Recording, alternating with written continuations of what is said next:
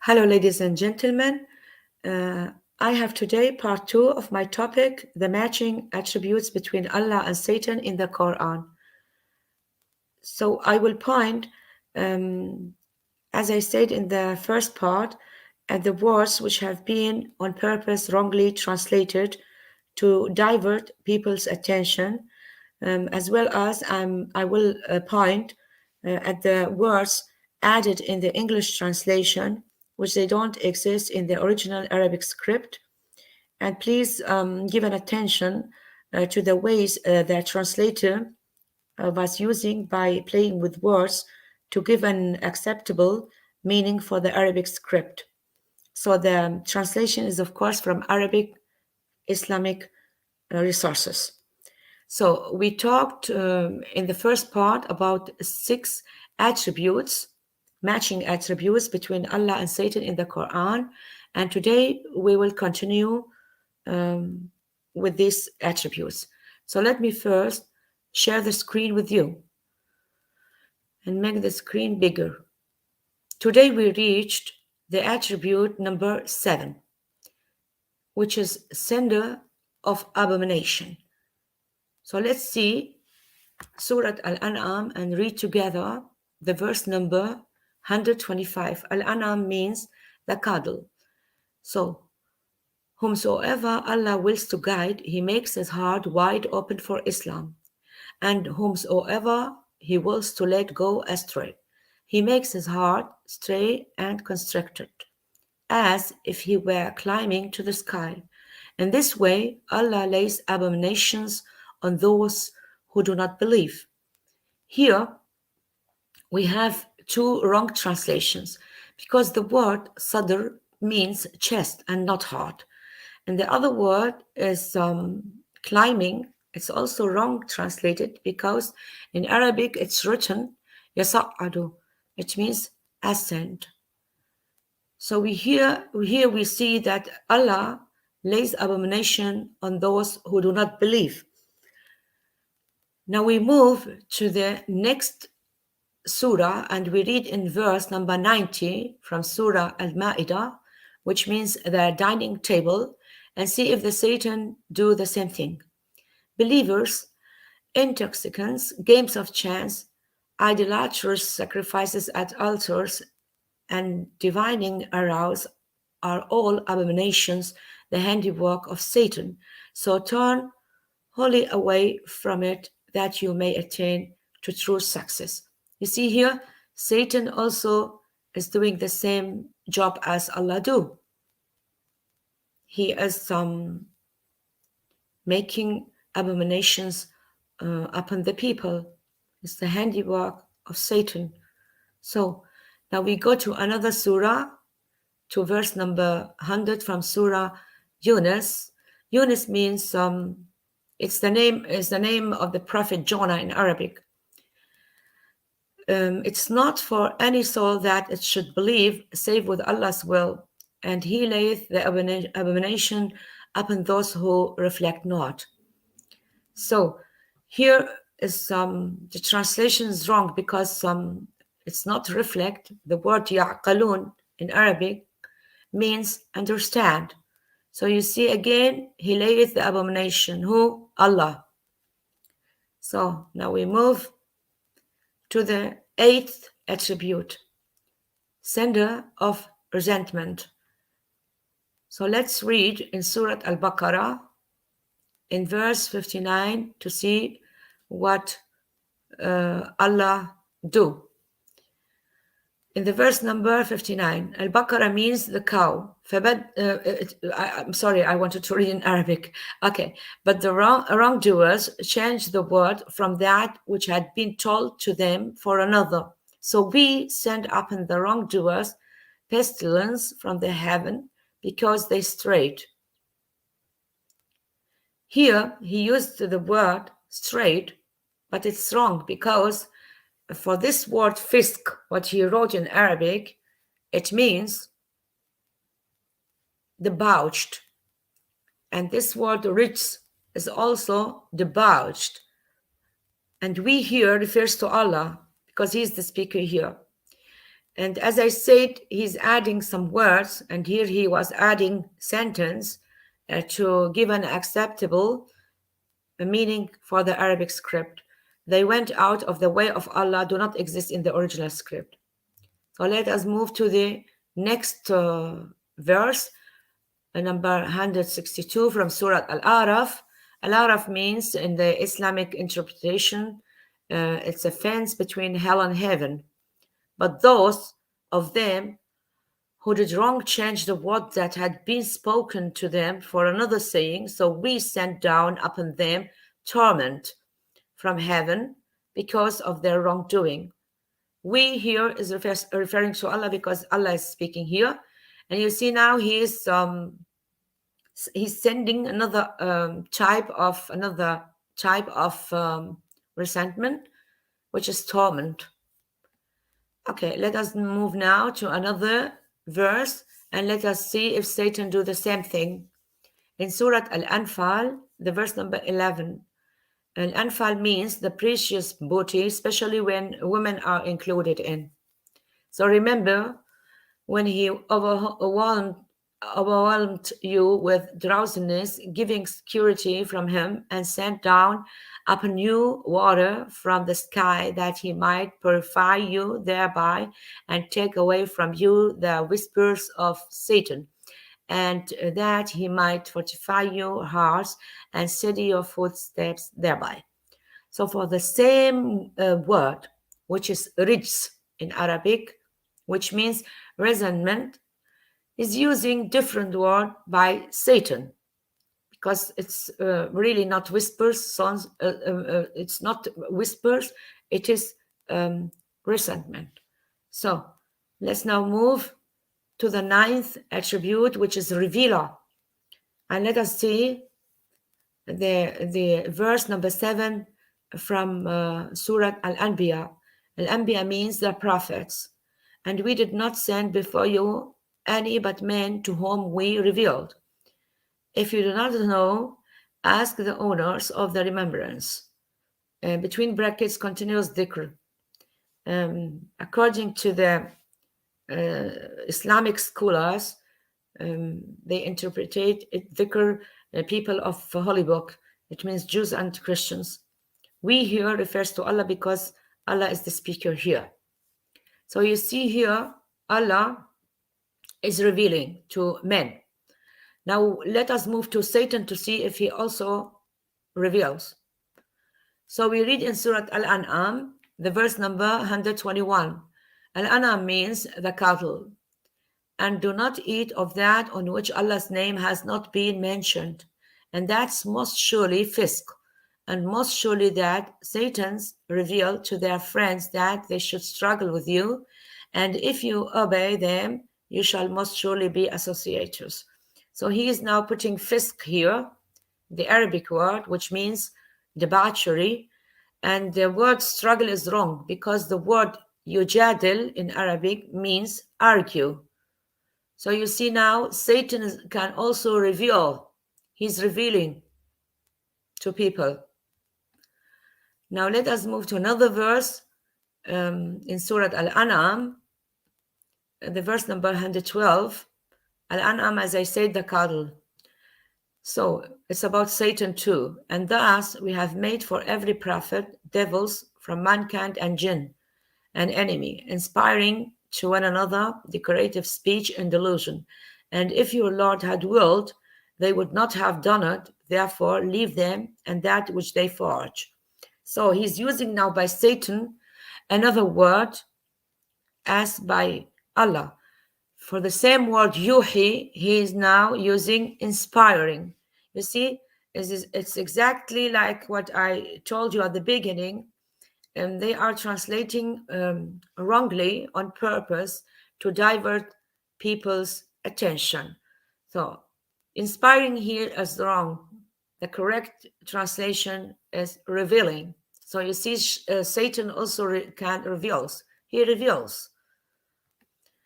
So now we come to the 10th attribute, which is cast verses.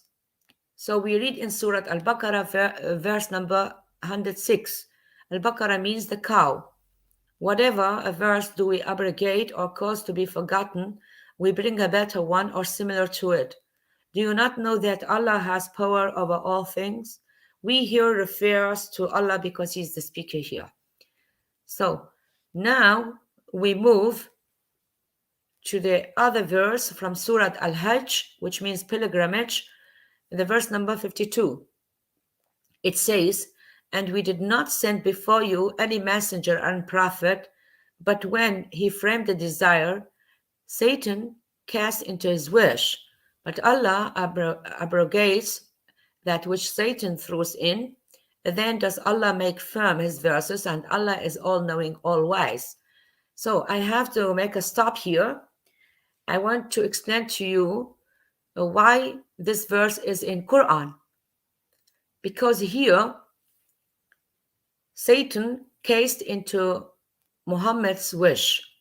So Muhammad speaks with the words of Satan among his fellows, Muslims, and the people of Quraysh.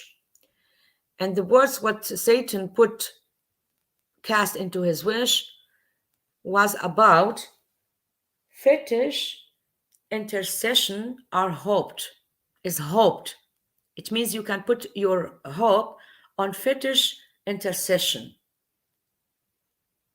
And what he did when he spoke these words, he was prostrating for these pagan idols, and also his fellows, the Muslims, did the same, and the people of Quraysh.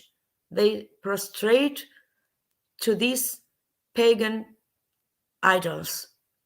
Then the alleged angel Jibril came and said to Muhammad, "What did you do? These are not my words. This is not Allah's words." So Muhammad was getting upset and very sad, right? And as usual, Allah is prepared always for Muhammad's mistakes. He gave to Jibril these words, right? What I just read before, only to make his image among his fellows better, because he was speaking these words of Satan, which makes him prostrate to these pagan idols, and also his fellows prostrate to these pagan idols, and also the people of Quraysh. But people of Quraysh were pleasing about this because these pagan idols were their goodies, right? And you see now, that's why you read this verse in Quran, only to save him from this problem, to bring his image back, right? And then he is saying, now, every prophet or messenger before you that Satan cast into his wish, this is a big lie from this Allah, because the prophets, messengers of real God, the Satan cannot cast into their wishes. This is a big lie, but only that to appear him that he's not the only one, right? So now we move to the 11th attribute, which is plotter, intriguer. And let us read together in Surah Al-Tariq, which means the nightcomer, from the verses 13 till 17. Surely that is the word that separates, and it's not an ordinary word. Surely they are blotting with the sea, and I too blot with the sea. So give the disbelievers a respite, reprieve them for a while. I here refers to Allah because He is the speaker here. The truth from the falsehood do not exist in the original script. So now we move to other verse, also about Allah, how He plot, right?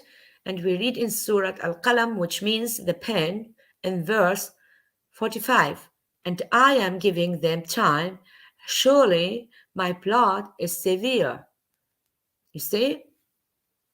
I refers to Allah because He's the speaker here. You see the Blood of Allah is severe.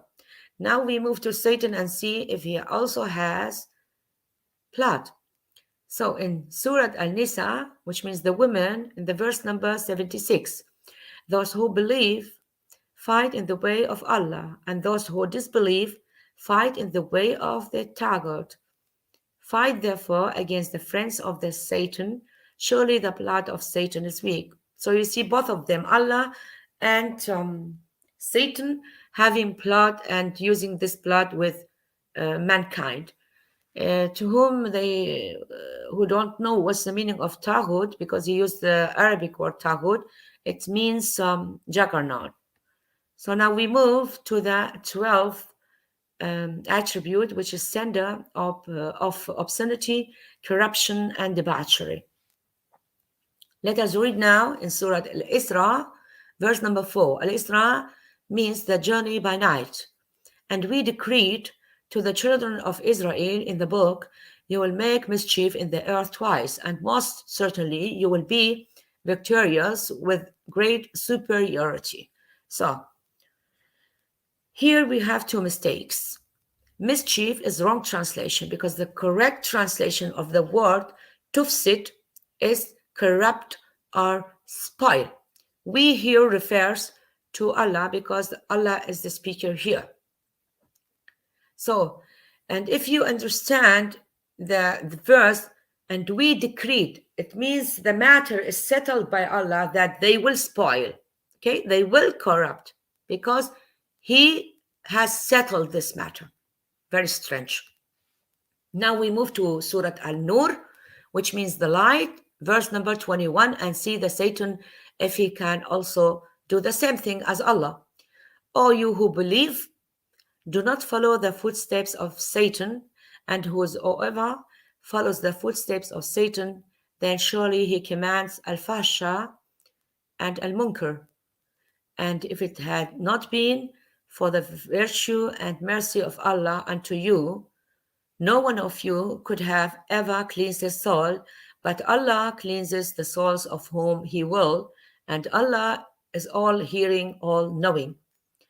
So what I'm wondering in these verses, that always Allah making two groups, and He will to guide some and disguide others, exactly like here, Allah cleanses the whole souls of whom He wills.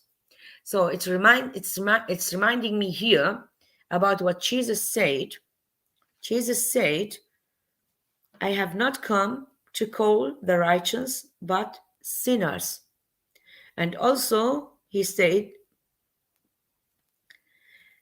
it's not the healthy who need a doctor, but the sick.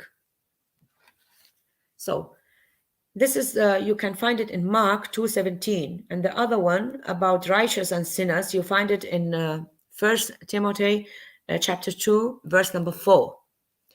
So you see now here the important thing that Satan, he can command, he can order people to make indecency, all kind of evil.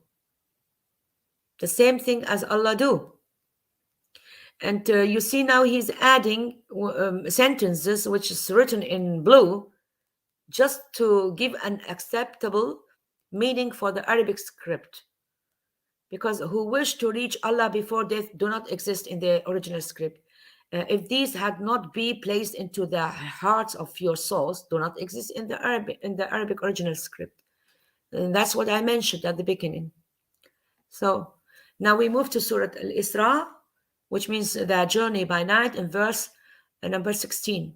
And when we wish to destroy a country, we send our commandments to the notables, yet they made mischief therein. Thus the word, of course, the word of Allah is justified against them, so we destroyed it with utter destruction. We here is for Allah because He's the speaker. Here he made a mistake because the word qarya does not mean country. It means village. And the word mischief using for fasaqa is wrong translation because fasaqa means spoil, corrupt, or immorality. So you can see here a very strange thing that Allah he wished to destroy a village. And then he sent a commandment to the notables that they will spoil and they will corrupt. He wished to destroy this village, and he is commanding them to spoil, to corrupt, and do immoralities. And then just to justify his word by destroying this village with its people, with utter destruction. Really very strange. Now we move to Satan in Surah Al-Baqarah, the verse number 268. Al-Baqarah means the cow. Satan threatens you with poverty and orders you to commit fasha. In between brackets is indecency, immorality. So, whereas Allah promises you forgiveness from himself and abundance of virtue, and Allah is all embracing, all knowing. So, first of all, there is not such a word of threatens here, because here is said in Arabic, ya'idukum. Ya'idukum means promise. Ya'idukum, promise. All embracing is wrong translation. Correct is for the word wasa in Arabic is wide. But the important thing that you see that exactly Satan is exactly like Allah, ordering, commanding the people to do indecency, immorality, and Satan doing too. So now we move to the last attribute, which is the enemy of human being. Both Allah and Satan are enemies of human being. Let us read in Surah Maryam, the verse number 83. Maryam is the name of Virgin Mary. So do you not see how we send the Satans upon the disbelievers, inciting them by incitement? We here refers to Allah because he's the speaker. It's really very strange.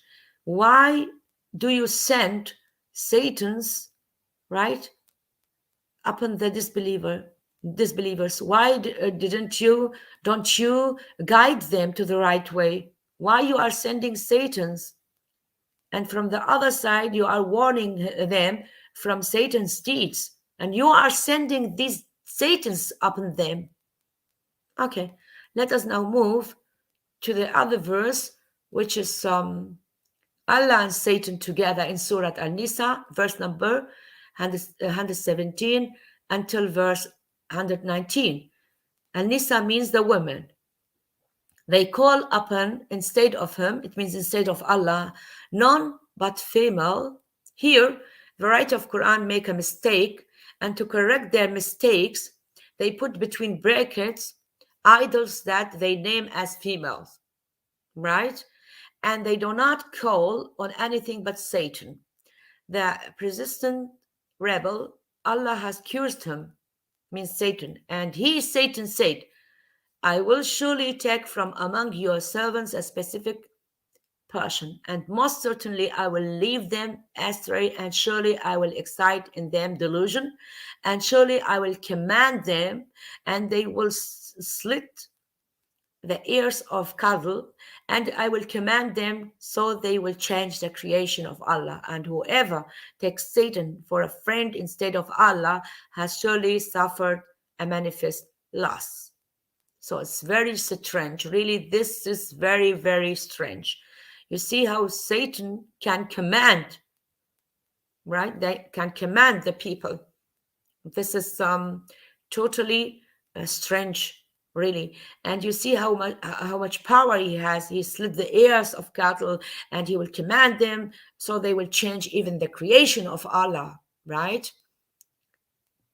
And then Allah is saying, whoever takes Satan for a friend instead of Allah has surely suffered the manifest loss. But you are sending the Satans in the previous verses. You are sending them, but you forgot something, because the real God never sends Satans upon the people. And the real God, the believers in real God, Satan can never do such things to them. He can't command them. He has no command. We have the power in Christianity to put the Satan under our feet. Anyway, let us move now to other verse from Surah Al-Sajda, which means the prostration, the verse number 13. And if we had willed, we would certainly have given to every soul its hidayat. But the word from me has been justified. I will certainly fill hell with the jinn and the mankind. It's really very, very strange. Instead of guiding the people to the right path, he is willing, his will is that he will fill the hell with the jinn and mankind. And these jinn, I don't know, they are just Islamic myths, jinn. Anyway, I will certainly, because his wish is that he will certainly fill the hell with the jinn and mankind. So what's the meaning of hidayat? Means the right path of Allah. Again, I have to repeat to you Allah something, because in the 1 Timothy chapter 2 and verse number 4, it says that God, who wants all people to be saved and to come to a knowledge of the truth. So I wonder which kind of Allah you are, because your wish is that you don't give the hidayah to everybody, right? Anyway, let us move to the next one. In Surah Qaf, the verse number 30, Qaf is actually just an alphabet letter in Arabic. On that day, we say to hell, are you filled up? And it replies, are there any more? We here refers to Allah because the speaker here is Allah. And you can imagine Allah is talking to the hell, and the hell is answering, are there any more?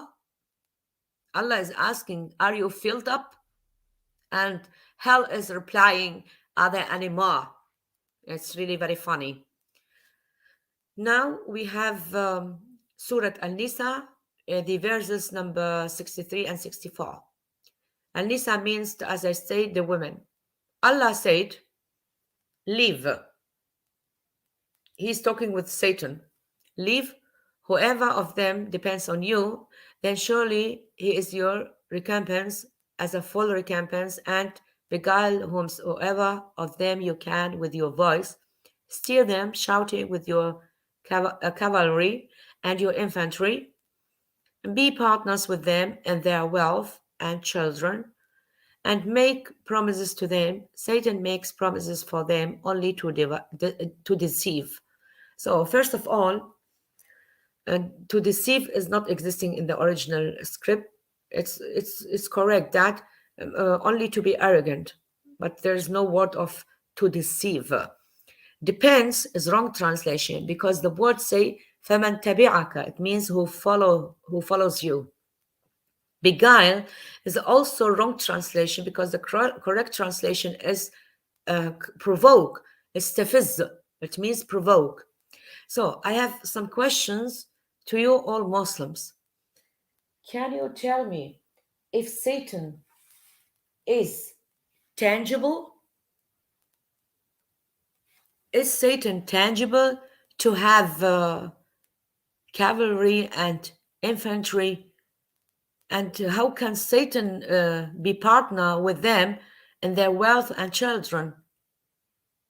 It's really very funny. It's really very, very funny. So I hope that you enjoyed with this video by listening and watching this video. But I have a request on all Muslim people.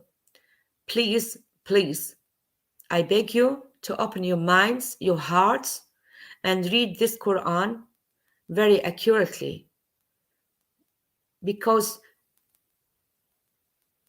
Allah and Satan are one person in the Quran, playing two roles.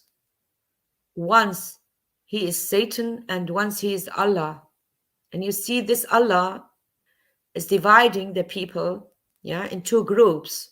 And he's sending Satans upon them, right? And he don't wish that all the people go to heaven.